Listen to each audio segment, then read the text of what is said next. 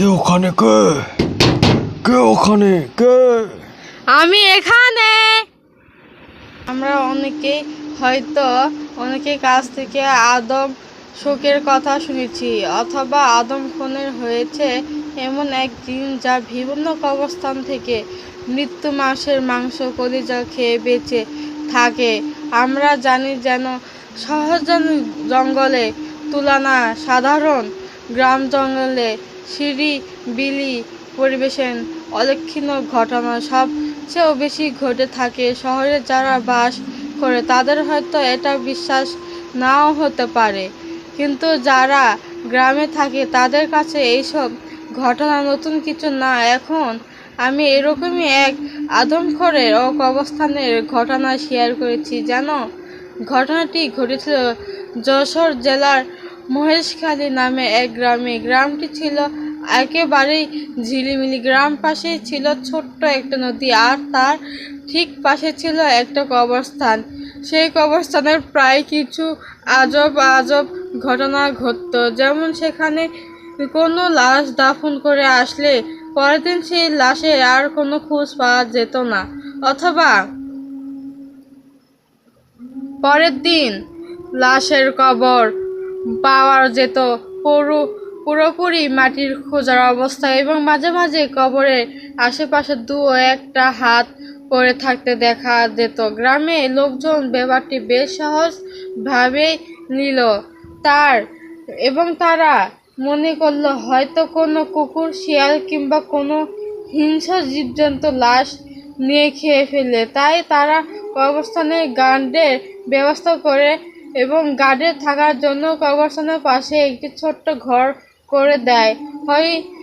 এরপর বেশ কয়েকদিন আর এইরকম ঘটনা ঘটেনি, কিন্তু ঘটনাটা ঘটলো তার বেশ কিছুদিন পর। সেদিন এই গ্রামে 4 থেকে 5 বছর ছোট্ট একটা শিশু পানিতে ডুবে মারা গিয়েছিল,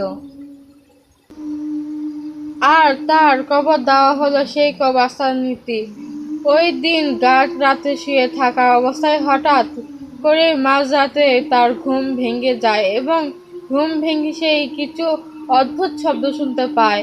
শব্দগুলো এইরকমই যেন কোনো হাঙ্গর শিবলোতে এই রকম শব্দ হয়, কিন্তু তেমন সে ভাবলো নিশ্চয়ই কবরস্থানে কোনো শিয়াল কুকুর এসেই তাই সেই শব্দ শোনার সাথে সাথে এক হাতে তার লাঠি আর এক হাতে একটি হাঁকিরে নিয়ে কবরস্থান যায়। সেখানে গিয়ে এবার সে যা দেখতে পেল তাতে তার প্রাণ বের হয়ে যায়।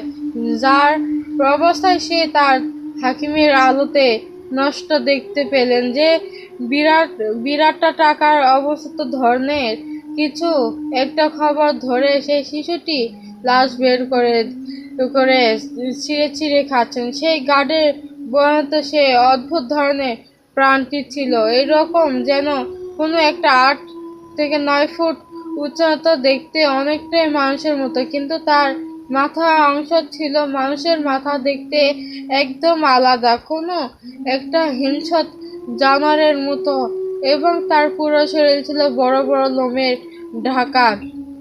এই অবস্থা দেখার মাত্র পর্যন্ত ভয়ে তার হাতে লাঠি আর হাকিমের মাটি ছুঁড়ে ফেলে দিয়ে এক দৌড়ে সেখানে থেকে পালিয়ে যান এবং একটা বাড়ির সামনে গিয়ে বেহুশ হয়ে পড়ে যান। পরের দিন সকালে তার জ্ঞান ফিরে এলে চোখ ফেলে দেখেন তার চারপাশে অনেক লোকজন দাঁড়িয়ে আছেন। এরপর সে সবাইকে সব ঘটনা খুলে বলেন। তারপর তারা বাড়িতেই পৌঁছে দেওয়া হন, কিন্তু কিছুদিন পর হঠাৎ তার শরীর প্রচণ্ড জ্বর হয়। এরপর থেকে আস্তে আস্তে সে প্রচণ্ড দুর্বল হয়ে যান এবং এক সময় সে মারাও যায়। এরপর সে কবরস্থানের স্থানীয় লোকজন মাটি চাপা দিয়ে দেয় এবং সেখানে আর কোনোদিন কোনো লাশ দাফন করা হয়নি।